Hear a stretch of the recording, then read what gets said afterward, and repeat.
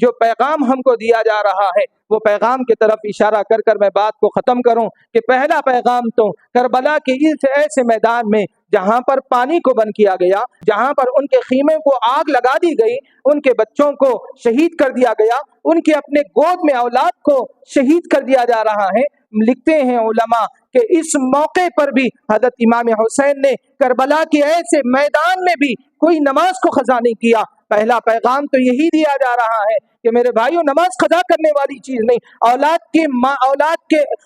کے شہید ہونے پر باپ نے نماز کو قضا نہیں کیا، اور پھر جنگ کے میدان میں صحابہ نے نماز کو قضا نہیں کیا، تو ہم کیا عذر سے نماز کو چھوڑتے ہیں، کیا کاروبار سے نماز کو چھوڑتے ہیں، اور نہ جانے کون سی وجوہات ہیں کہ نماز کو چھوڑتے ہیں۔ میرے بھائیوں، کربلا کے میدان میں، اور کربلا کا میدان ہم کو یہ پیغام دے رہا ہے کہ کسی حال نماز نہ چھوڑیں، کسی حال نماز نہ چھوڑیں۔ دوسرا پیغام اپنے خواتین کو اس قدر غم کی کیفیت میں کہ ان کے اپنے گود میں پلنے والے بچے ان کے آنکھوں کے سامنے شہید ہو کر جنگ کے میدان میں پڑے ہیں، اور ان کے جسموں پر گھوڑوں کو دوڑایا جا رہا ہے، مگر اس غم کی کیفیت میں اپنا حجرہ چھوڑ کر بے پردگی کے عالم میں باہر آنے تیار نہیں۔ تو یہ پیغام ہماری ماؤں کو کربلا کا میدان دے رہا ہے کہ بازار کیا چیز ہے، اور دین بازار کیا چیز ہے، تمہارے بچوں کی شادیاں کیا چیز ہے، تمہاری خواہشیں کیا چیز ہے کہ تم برقعے کو لپٹ لیا اور گھر کے باہر چھوٹی چھوٹی چیزوں سے نکل گئے،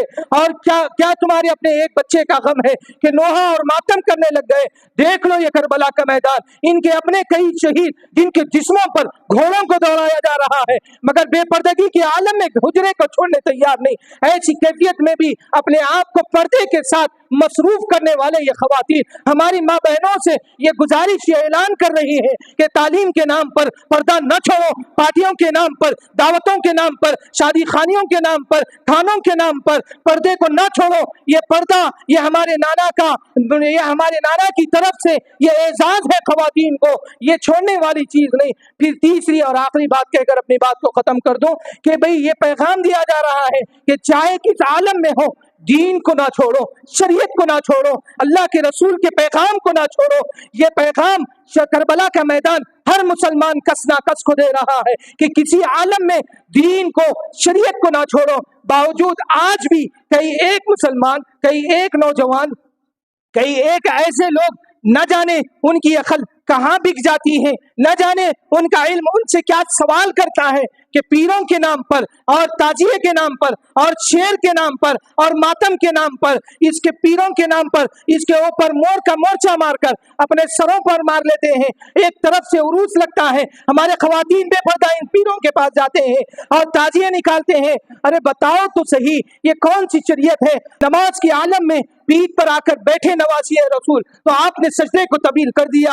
اتنی محبت کرنے والے امام حسین آج کے دن شہید ہو رہے ہیں، اور ان کے نام پر پیروں کو اٹھا کر اپنے عورتوں کو بے پردہ کر کر وہاں پر بھیجا جا رہا ہے۔ یہ کون سی دین ہے؟ یہ کون سی شریعت ہے؟ یہ کون سے مکتب فکر والے اجازت دے رہے ہیں؟ دیوبند سے بعض کا تعلق ہوتا ہے، تو بعض کا تعلق بریلوی سے ہوتا ہے، تو بعض کا تعلق اہل حدیث سے، بعض کا تعلق اپنے اپنے مکتب فکر سے ہوتا ہے۔